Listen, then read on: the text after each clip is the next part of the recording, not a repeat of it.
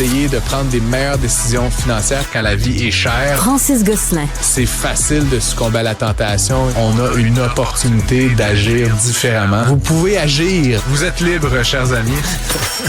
Salut Francis. Salut Alex. Les cachettes de Christine Fréchette. Les cachettes, c'est pas des cachettes, tôt ou tard ça allait sortir parce qu'évidemment là, quand on prend des décisions au Conseil des ministres, c'est pas comme si c'était dans un sous-sol d'église là, avec des toques, je sais pas trop blanches là, et on brûle pas des agneaux. Un Conseil des ministres. Oui. Mais quand même, on a pris cette décision le 15 juillet d'octroyer près de 300 millions de dollars de nouveaux cadeaux. Là. C'est la tradition à la CAQ là, de donner toujours plus de cadeaux à des entreprises. Bon, c'est particulier parce que c'est des belles entreprises, Ubisoft, Premier Tech, des entreprises qu'on connaît, des entreprises qui sont bien installées ici.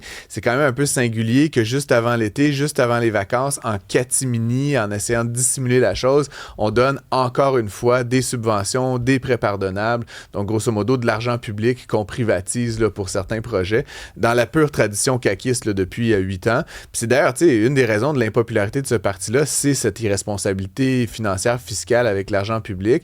Donc, d'essayer de nous en passer une petite vite comme ça, pas de communiqué de presse, pas d'annonce, pas de coupage de ruban. Je sais pas, moi, si je donne 200 millions à une entreprise, généralement, je fais des cymbales. Là. Pas que je donne pas que je donne 200 millions à personne fréquemment, mais tu comprends ce que je veux dire? Donc, vraiment, encore une fois, grâce à un travail journalistique fait par notre collègue du Journal de Montréal, Sylvain Larocque, on peut obtenir cette information-là. C'est très juste que ça soit partagé à la population dans la mesure où on essaie de se faire une tête sur la responsabilité fiscale des différents partis qui se présentent là aux urnes. D'ailleurs, c'est intéressant, tu as vu hier Paul Saint-Pierre Plamondon qui a fait une sortie et qui s'est engagé à ce que le Parti québécois, s'il est élu, dans la dernière année de son mandat, quelques mois avant, ne reproduise pas cette espèce de schéma irresponsable, complètement ridicule, qui consiste à donner de l'argent à gauche, à droite. Je pense qu'on a compté là, que 7,8 milliards de dollars avaient été annoncés depuis que Christine Fréchette est en poste en 3-4 mois. Mais ça, Francis, ils l'ont tous fait. Là, oui. J'en parlais hier à l'émission.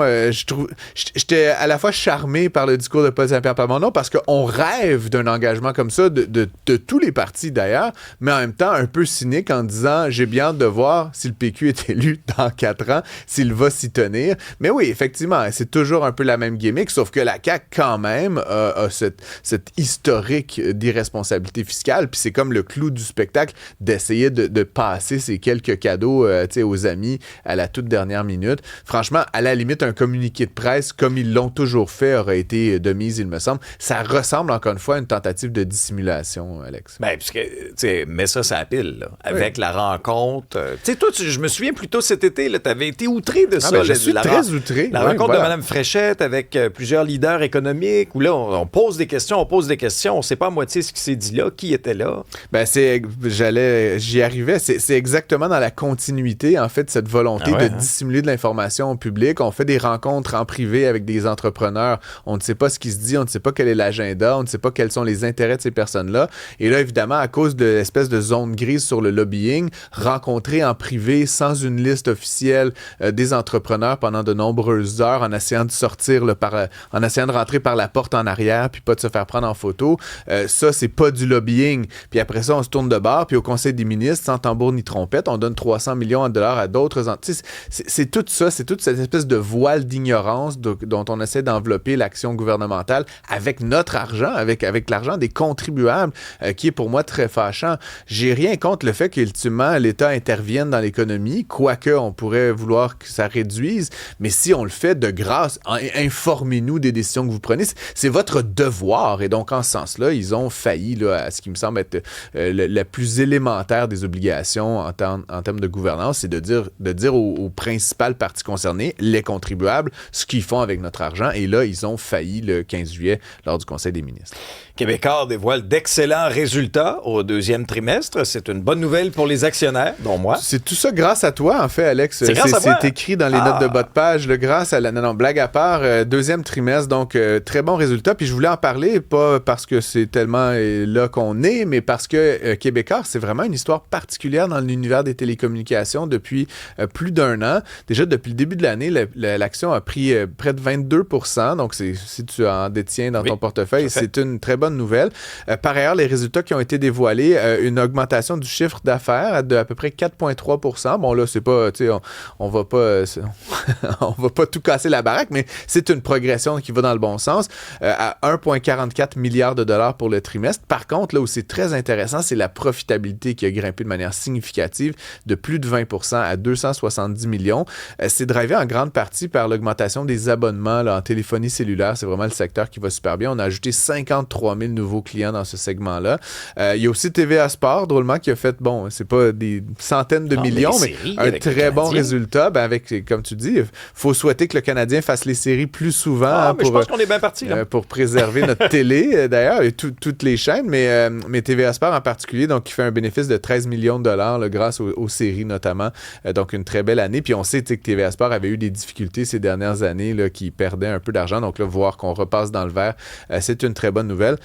En parallèle, comme je te disais, bon, c'est pas tellement québécois là, que je veux encenser que le fait que le secteur a beaucoup de difficultés. Bell, Rogers, TELUS, ça va pas du tout. Les titres font du surplace.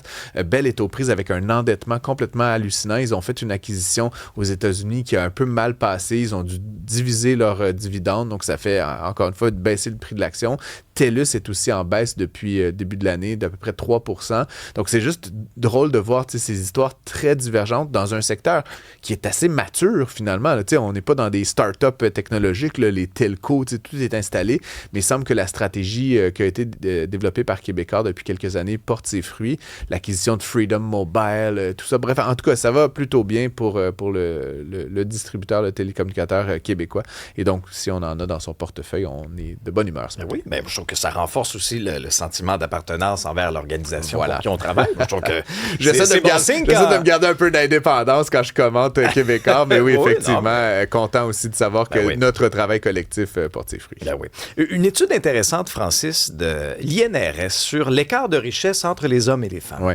Faut toujours différencier, puis c'est comme un petit moment, tu sais, Francis le professeur ce matin, là, mais tu sais, entre un flux... Je ne vous ai pas amené de pommes dans ma boîte à lunch. Entre un flux, ton salaire, c'est jeudi aujourd'hui, là, possiblement que c'est jour de paye pour plusieurs Québécois. Le flux, c'est ce qui tombe régulièrement, c'est votre revenu, et un stock, c'est l'accumulation dans le temps, donc ce que vous avez, votre maison, vos placements, tu sais, tous les objets que vous possédez, donc vos actifs, votre patrimoine. On sait que depuis, évidemment, les années 80, là, il y a une convergence dans les revenus, donc dans les flux. Les femmes gagnent aujourd'hui à peu près 89 cents pour chaque dollar qui est gagné par les hommes, et ça continue petit à converger vers une forme de parité.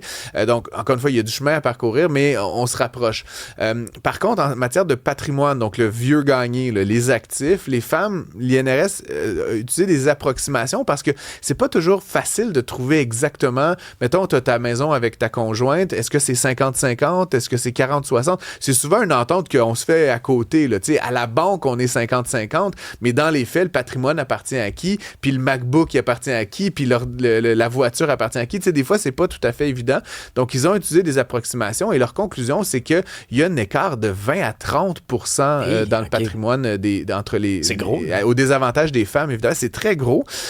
Plusieurs choses là-dedans. La première, le vieux gagné, comme on l'appelle, le patrimoine, c'est la somme des revenus du passé. Donc, une femme qui aujourd'hui aurait 65 ans, donc qui travaille depuis 30 ans, tous ces temps-là, à un moment donné, elle gagnait 60 cents dans la pièce, 70 cents dans la pièce. Aujourd'hui, c'est 89. Mais c'est sûr que tout ce temps-là, si monsieur et madame mettaient autant en proportion de leurs revenus dans un CELI et un REER, évidemment, il y a un écart historique puis qui s'approfondit à cause des rendements. Tu sais, si tu mets, toi, 200 puis moi, je mets 100, l'écart, il va creuser parce que même un rendement comme ça. Ça, c'est la première chose. Il reste quand même un vieux fond de sexisme dans la transmission du patrimoine, ce qui est un peu drôle. Le premier fils, là, tu sais, c'est comme une affaire un peu moyenâgeuse. Les hommes continuent de recevoir une part indue des transferts intergénérationnels, ce qui est un peu bizarre, encore une fois.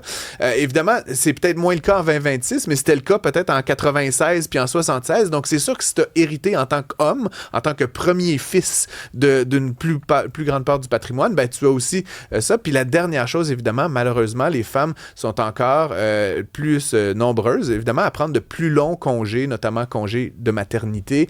Et ça fait en sorte que pendant des moments, surtout au milieu de ta carrière, il y a peut-être un an où il te manque manque comme un 20-30 000 de rémunération que tu n'as pas mis à quelque part dans un patrimoine qui n'a pas fructifié tout ce temps. Et donc, c'est sûr que si tu as 2 enfants puis 3 enfants, ben, à un moment donné, à tous ces moments-là dans ta carrière, tu as arrêté de contribuer. Les femmes travaillent aussi un petit peu moins que les hommes là, en proportion. Là. Ils travaillent pas moins fort, mais il y a moins de femmes sur le marché du travail qu'hommes. Et donc, ultimement, tout ça, ça génère cet écart là, qui est expliqué par l'INRS. Donc, très, très intéressant, je trouvais, comme piste de réflexion aujourd'hui avec toi. Explication très claire, professeur Gosselin. On va vous écouter cet après-midi. Voilà, à 15h. Salut.